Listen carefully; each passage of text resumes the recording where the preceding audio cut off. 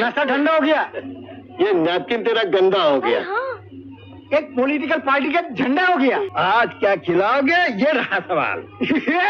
बाजरे की रोटी और मसूर की दाल।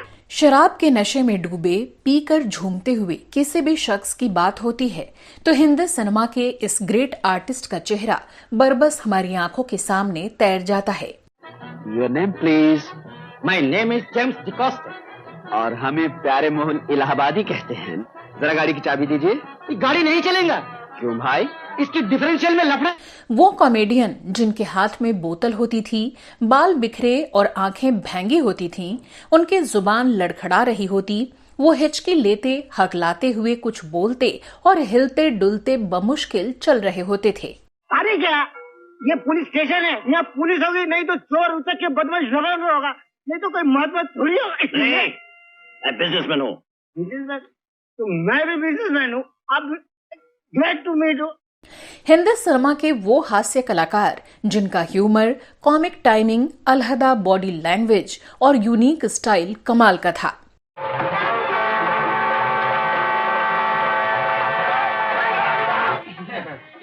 ड्राइवर साहब को भी चुमा दे।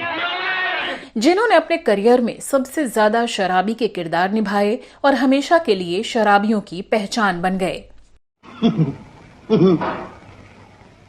शराब मैं जरूर पीता हूँ, लेकिन किसी का खून नहीं पीता हूँ। लेकिन क्या आप जानते हैं कि अपने किरदार में जान डाल देने वाले इस कलाकार ने कभी भी शराब पीकर एक्टिंग नहीं की, बल्कि बिना उसके एक्सपीरियंस के ही अपने किरदारों में डूब जाते थे।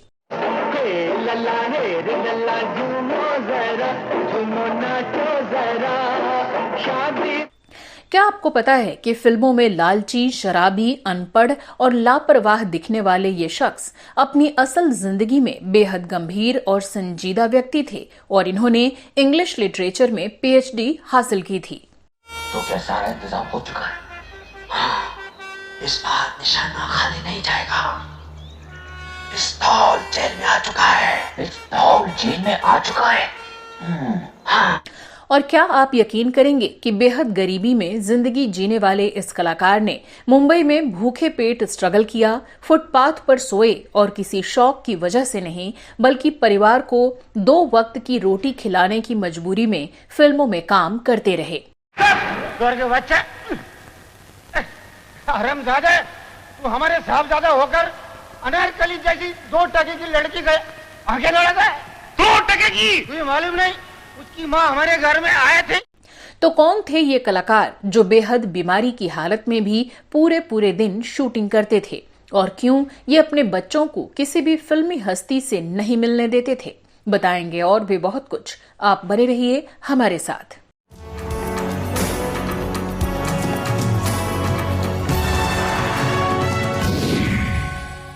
बजरंगबली, मेरी भी क्या जिंदगी है। अरे कभी स्क्रू लूज, तारे ढीले, कार्बोरेटर खराब, बैटरी डाउन। प्रभु आइंदा ऐसा गलती न करना। नमस्कार दोस्तों, मैं हूं श्वेता जया और आप देख रहे हैं फिल्मी बातें। दोस्तों, आज हम हिंदी सिनेमा के जिस महान कलाकार की जिंदगी की दास्तां आपको सुनाने जा रहे हैं वो हैं 60 और 70 के दशक में फिल्मों में हास्य कलाकार के तौर पर अपनी खास पहचान बनाने वाले शख्स केस्टो मुखर्जी। अरे गुरु, मैंने अगले जन्म के लिए अप्लाई किया था, इस जन्म के लिए नहीं। नमस्ते बजरंगी भैया। बजरंगी मर गए, बजरंगी तो सरंगी बज रही है। वो उस जमाने की तकरीबन हर दूसरी फिल्म में नजर आते और दर्शकों को हंसा हंसा कर उनके रंज और गम दूर कर दिया करते थे। ये भैया, आज तुम्हारे सेब का क्या भाव है? जो कल था। कल क्या था? जो आज है। आज कल आज कल। कह सकते हैं कि इन्होंने हिंदी सिनेमा में अपनी वो छाप छोड़ी कि बिना इनके जिक्र के भारतीय सिनेमा का इतिहास अधूरा माना जाएगा। तो चलिए सबसे पहले इस शख्स की शुरुआती जिंदगी और फैमिली बैकग्राउंड के बारे में जानते हैं। केस्टो मुखर्जी का जन्म 7 अगस्त 1925 को कोलकाता में हुआ था। ये एक बंगाली परिवार से ताल्लुक रखते थे। इनके पिता का नाम सुरेंद्र नाथ था, जो हाईली एडुकेटेड पर्सन माने जाते थे, और इनकी माँ एक गृहिणी थी। केस्टो मुखर्जी की शुरुआती पढ़ाई लिखाई कोलकाता से ही हुई और आगे चलकर इन्होंने इंग्लिश लिटरेचर में पीएचडी की। इसके बारे में कम ही लोगों को जानकारी है। केस्टो बचपन के दिनों से ही अभिनय, साहित्य और आर्ट में काफी दिलचस्पी रखते थे। इसीलिए ये कई नुक्कड़ नाटकों और रंगमंच में भी अपने हुनर का जादू दिखाया करते। हाय रे, क्या नयन है, वैजंती माला, क्या बदन है मधुबाला, क्या फिगर है रीना रॉय, क्या चेहरा है। पढ़ाई पूरी करने के बाद इन्होंने बकायदा बंगाली थिएटर ज्वाइन किया और प्ले करने लगे। एक बार जाने माने फिल्म मेकर ऋत्विक घटक ने इनका प्ले देखा, इनकी एक्टिंग से काफी प्रभावित हुए और 1952 में अपनी बंगाली फिल्म नागरिक में इन्हें कास्ट कर लिया। ये फिल्म तो फंस गई और 1977 में रिलीज हुई, पर इस दौरान इन्होंने कुछ और बंगाली फिल्मों में काम जारी रखा। इसके बाद जाने माने फिल्म मेकर ऋषिकेश मुखर्जी ने इन्हें हिंदी फिल्मों में मौका दिया और 1957 में रिलीज हुई फिल्म मुसाफिर में एक कॉमेडियन का रोल दिया। मिलावट नहीं बाबूजी, बनावट है बनावट। ये मिलावट और बनावट का ही जमाना है। पूरे आदमी से भी किसी को हमदर्दी होती है बाबूजी। जब भगवान लंगड़ा ही ना पैदा करे तो खुद बनना पड़ता। 1958 में इनकी कुछ और फिल्में भी रिलीज हुईं, जिनमें केस्टो मुखर्जी की छोटी मगर दमदार भूमिकाएं थीं। 1 2 3 भोग ना भोग मेरे भूतों के राजा मेरे काबू में आजा, बता कुछ ऐसा कमाल कि दुनिया के सारे माल अपने जेब में आ जाए।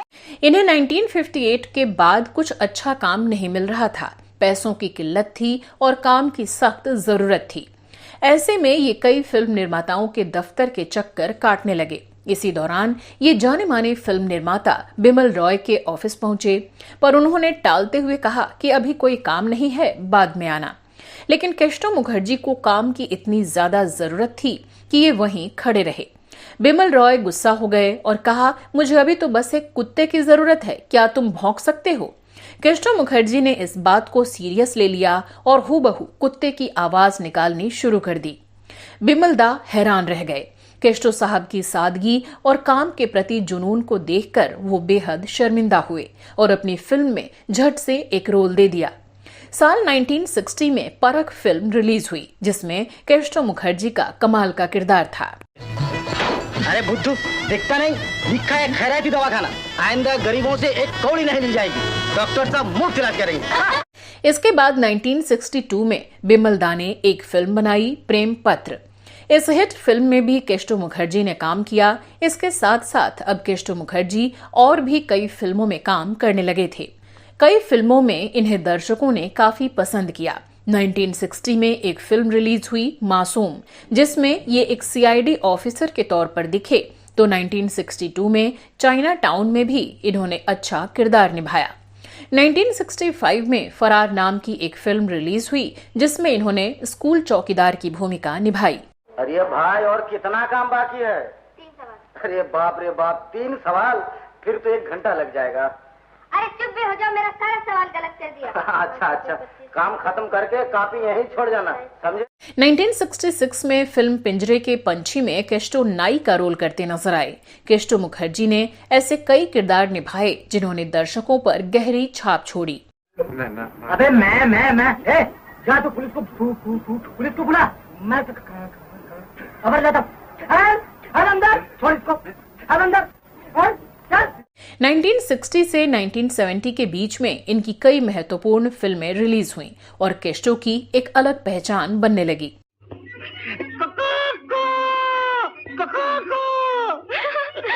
इसके बाद एक फिल्म आई, पड़ोसन, जिसमें किशोर कुमार की संगीत मंडली में केस्टो की एक खास भूमिका थी। इनका किरदार एक बंगाली शख्स का था, जिसमें ये बिल्कुल कलकतिया अंदाज में नजर आए। साधु तो पंचरत्न नाटक मंडली के पंचरत्न।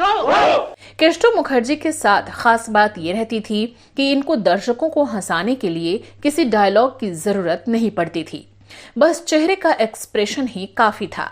आंखों की पुतलियों को घुमाकर हिचकी लेकर जब ये गर्दन हिलाते तो सिनेमा हॉल में ठहाकों की गूंज तैर जाया करती थी। अरे भोले, तेरी प्रीत का तो तांडव नृत्य हो गया है।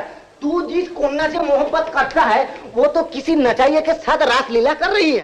साथ ही इनका भोला अंदाज और बिखरे बाल भी दर्शकों में गुदगुदी पैदा करते। हालांकि आप इसे टाइप्ड अंदाज भी कह सकते हैं, लेकिन इसी खास अंदाज की वजह से केशव मुखर्जी को अधिकतर फिल्मों में कास्ट किया जाने लगा और शायद लोगों को भी इनका यही रूप देखने में मजा आता था।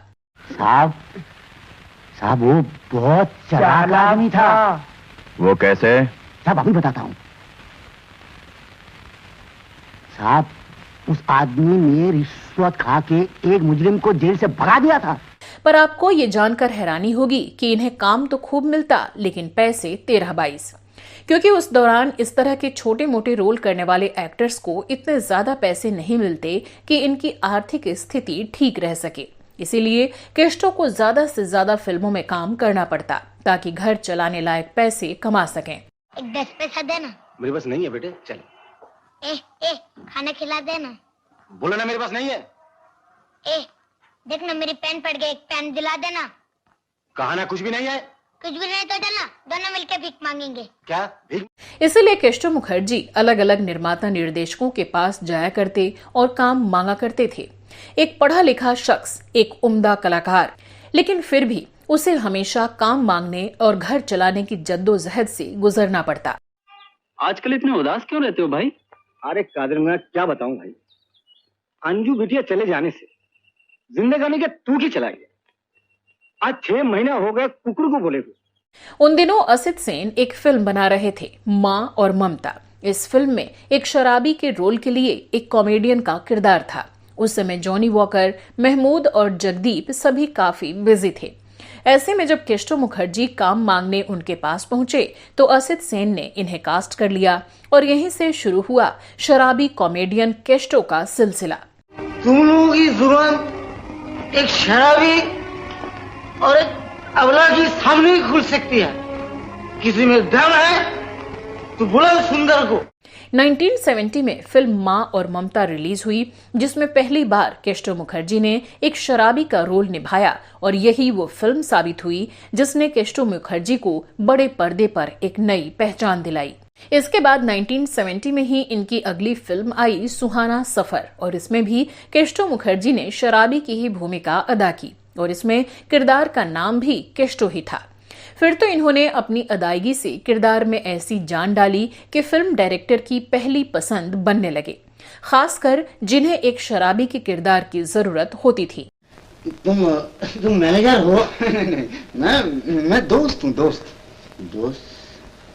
दोस्त ना रहा, प्यार ना रहा। इसके बाद कई फिल्म डायरेक्टर तो केशव मुखर्जी के लिए एक शराबी का रोल क्रिएट करने लगे और ऐसा किरदार फिल्म में अलग से ऐड किया जाने लगा, भले ही वो छोटा सा रोल ही क्यों ना हो। सुशी बहुत चला समझती है अपने आप को, निशान लगा गई। अरे तू गई, तेरा निशान भी मैं भी तेरा बाप हूँ। कहते हैं कि फिर तो ज्यादातर लोग ऐसा ही समझने लगे कि शायद केशव बहुत बड़े शराबी हैं और बिना शराब पिए एक पल भी नहीं रह सकते। लोगों को लगता था कि शराब के नशे में ही ये फिल्मों में इस कदर अच्छी एक्टिंग कर पाते हैं, क्योंकि इतनी रियल एक्टिंग तो कोई शराबी ही कर सकता है। भैया, अरे वाह, खूब पहन लिया। ये किराए का है या लॉन्ड्री खोली? मेरी भी नजर बहुत तेज है, खूब पहचान लिया। लेकिन 1970-71 में गुलजार ने एक फिल्म बनाई किताब, जिसमें केशव ने एक सीरियस टीचर का चरित्र निभाया और इसमें भी जबरदस्त जान डाल दी। इसके अलावा भी और कई फिल्में रहीं जिसमें शराबी के अलावा भी केशव मुखर्जी ने अलग अलग तरह की भूमिकाएं निभाई और उनमें भी अपनी एक्टिंग की खूबसूरत छाप छोड़ी। ये किस बदतमीज की हरकत है? जवाब दो, किस बदतमीज ने ये लिखा है? नहीं बोलोगे? मैं अच्छी तरह बुलवाना जानता हूं। ठीक है। जब गुलजार ने परिचय फिल्म बनाई तो उसमें भी केशव मुखर्जी को एक ट्यूशन टीचर की खास भूमिका दी, जिसमें ये शरारती बच्चों को पढ़ाने जाते हैं और बच्चे एक कछुए की पीठ पर मोमबत्ती ढककर अंधेरे में छोड़ देते हैं और फिर केशव मुखर्जी डर से भाग खड़े होते हैं। इस अभिनय को आज भी याद किया जाता है। अभी तो तुमने कुछ किया ही नहीं बेटा, तब यह हाल है। सोचो अगर कुछ करोगे तो हम क्या हाल कर देंगे। मैंने बहुत तारीफ सुनी है तुम लोगों की, एक एक क्यों ना सीधा कर दिया तो कहना। खड़े हो जाओ। इसके बाद कॉमेडियन महमूद ने केस्टो मुखर्जी को अपनी फिल्म मुंबई टू गोवा में कास्ट किया, जिसमें इन्होंने बिना बोले ही नींद में दर्शकों को गुदगुदाने का काम किया। जग छोड़ा है तेरे प्यार में सनम, जग छोड़ा। साल 1973 में फिल्म जंजीर में भी केस्टो मुखर्जी ने एक खास रोल से अपनी कला का लोहा मनवाया। नौकरी मिलती कहाँ साहब? नौकरी नहीं मिलती या काम करने से घबराते हो? साहब भगवान जानता है चोरी चकारी करने में कितनी मेहनत करनी पड़ती, पर क्या करे, एक बार बदनाम हो गए नौकरी कौन देगा साहब। ये वो दौर था जब फिल्मों में जॉनी वॉकर, महमूद, राजेंद्र नाथ, टुनटुन, असरानी और जगदीप जैसे दिग्गज कलाकारों का बोलबाला था। लेकिन उन सबके बीच केस्टो मुखर्जी ने अपना अलग अंदाज डेवलप किया और हमेशा डिमांड में बने रहे। महाराज जी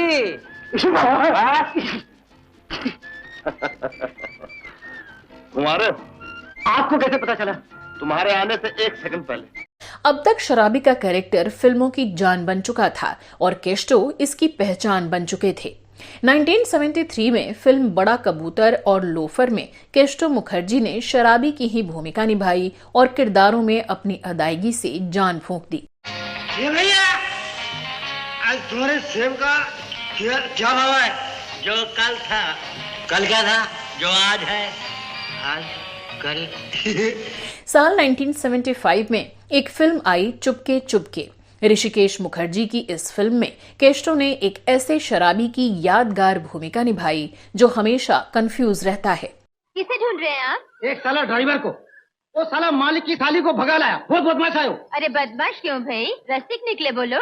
हाँ, अगर मिल जाए तो साले का रस निकलूंगा। 1975 में एक और ब्लॉकबस्टर यादगार फिल्म रिलीज हुई, शोले। इस फिल्म के एक एक कैरेक्टर को आज भी इनकी अदायगी के लिए याद किया जाता है।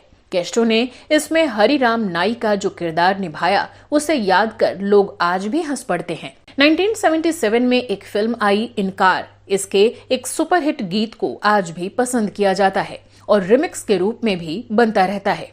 हेलन और केस्टो पर फिल्माया गया गाना तो मुंगड़ा मैं गुड़ की कली को भला कौन भूल सकता है।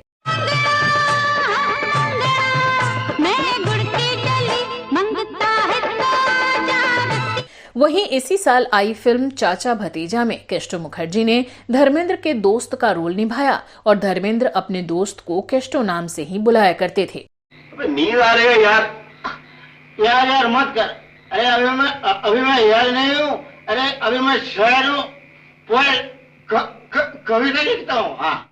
इस फिल्म में भी केस्टो मुखर्जी पर एक गीत फिल्माया गया जिस गाने में टुनटुन और केस्टो मुखर्जी की शादी दिखाई जाती है और धर्मेंद्र इनकी शादी में गाना गाते हैं। इस गाने के बोल थे, लल्ला रे लल्ला झूमो जरा, झूमो नाचो जरा, शादी बना।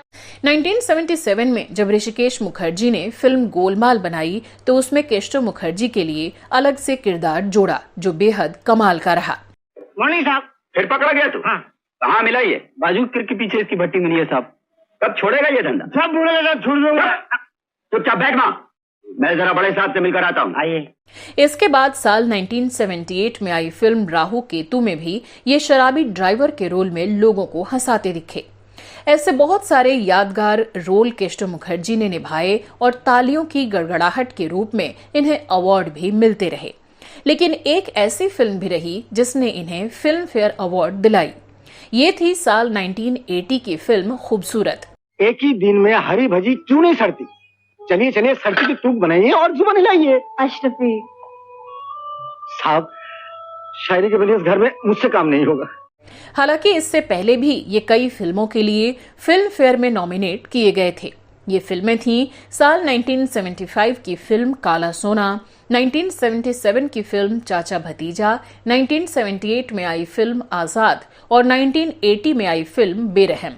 दुखी मन मेरे। दुखी भैया कौन है? 6 नंबर क्वार्टर यही है ना? 6 नंबर? हाँ, वो रमेश शर्मा यहाँ रहते हैं। नहीं मालूम।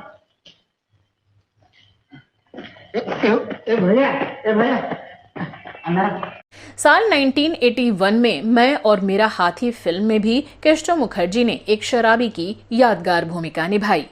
केस्टो को लेकर हमेशा से कहा गया कि इन्होंने कभी शराब नहीं पी, फिर भी शराबी की भूमिका ऐसी निभाई कि कोई भी इनके लेवल को आज तक छू नहीं पाया। लेकिन हाँ, इसके साथ एक सच और भी है जिसे केस्टो साहब ने खुद अपने एक इंटरव्यू में बताया था।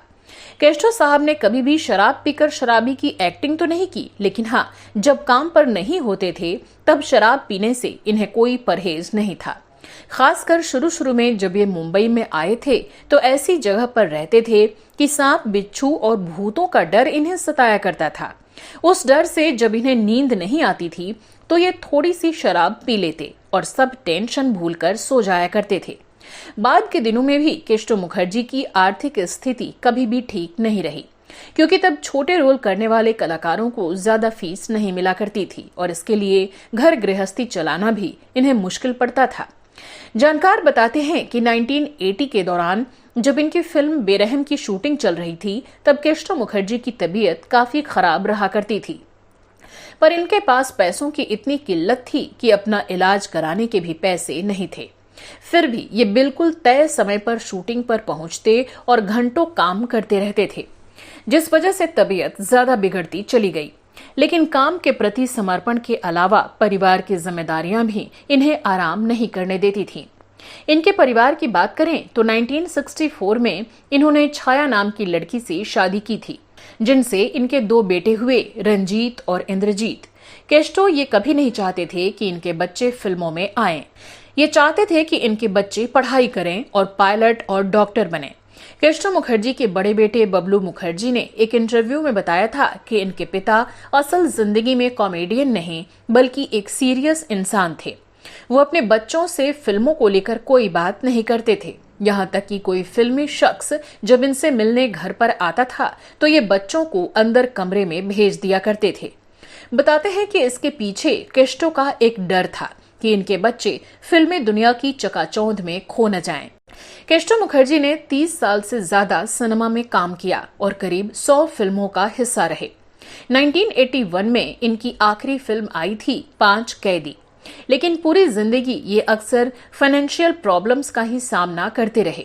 केस्टो साहब मीडिया से भी कम ही मुखातिब होते थे और इंटरव्यू देने से भी बचा करते थे। लेकिन एक बार एक शख्स इंटरव्यू के लिए इनके पीछे पड़ गया और आखिरकार इन्हें इंटरव्यू देना पड़ा।